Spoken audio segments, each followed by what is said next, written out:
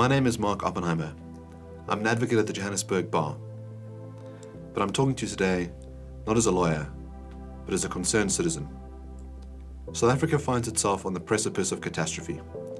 The economy is flatlining, Eskom can't keep the lights on, and in the middle of this, government wants to change the Bill of Rights for the first time in our history to allow it to take your home and pay you nothing.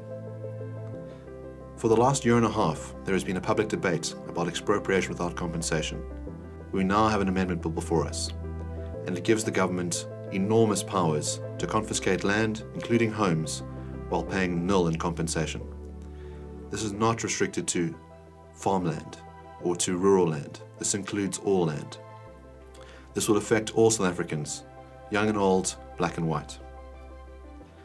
Now, why is this being done? It's being done on the premise that we need to correct the wrongs of the past.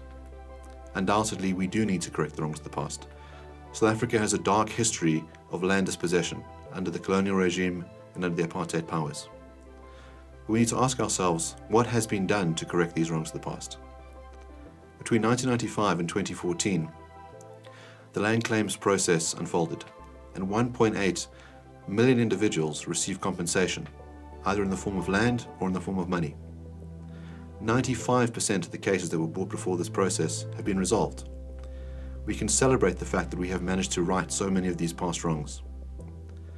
We must also acknowledge that 90% of those people chose money instead of land. They did this because there is no hunger for land in South Africa.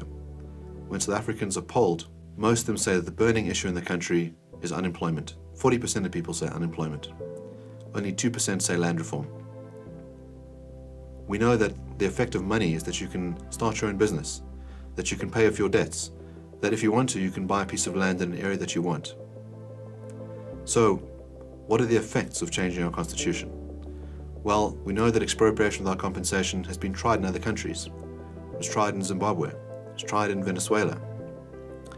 In Zimbabwe, it wasn't only the farmers who had their land taken from them that were affected negatively. It was all the people that worked on that land, and all the people who worked in Zimbabwe overall. They now have 90% unemployment. Zimbabweans had to deal with notes that were $100 trillion notes that were worthless. That it was cheaper to buy notes than to buy toilet paper. Their economy was literally relegated to the dustbin of history. It is the world's worst case of hyperinflation. And this happened because property rights were annihilated. We know that in Venezuela, people have to use bucket loads of cash so that they can buy basic goods like tomatoes. 2.5 million people have been driven into exile into neighboring countries so that they can flee the despotic regime that has confiscated property rights and affected everyone's livelihood. So what can you do about it? How can you help save South Africa and help save our constitution? Well, the time hasn't run out yet. Parliament will be accepting public submissions up until the end of January, and you can write a letter and you can make your submission and your voice heard by writing to section25@parliament.gov.za. Let your legislators know that you want to protect our constitution, that you want to protect your home, and you want to protect South Africa's economy. Let your voice be heard.